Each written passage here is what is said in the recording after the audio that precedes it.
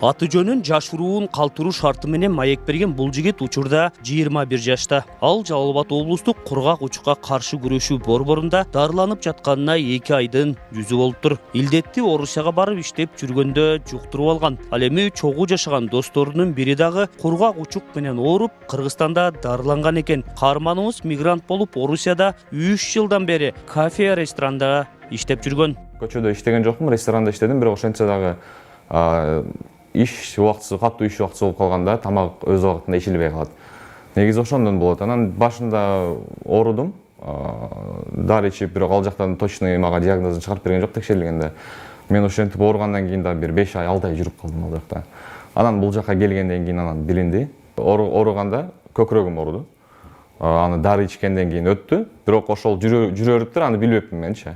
Анан уже бул Кыргызстанга келейин деп бир жума калган убакта уже менин температурам көтөрүлүп, весим түшүп, анан ошол жака келген анан билинди. Мен өзүм досторум менен жашайт элем. 3 бала алып жашайт элек. Мага чейин бир досум эртерээк келген бул жака. Ал дагы ооруп бул жерде жатып анан чыкты да.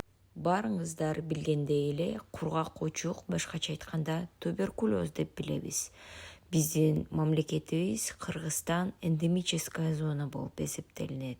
Эгер сиздер туберкулез жөнүндө толук маалымат алгыңыздар келсе, толугу менен биз туберкулез жөнүндө эфир тартканбыз. Ошол эфирлерди карап, көрүп, толук маалымат алсаңыздар болот. Эң негизгиси бул биздин мамлекетте атайын ошондой туберкулездон каршы күрөшө турган программалар бар.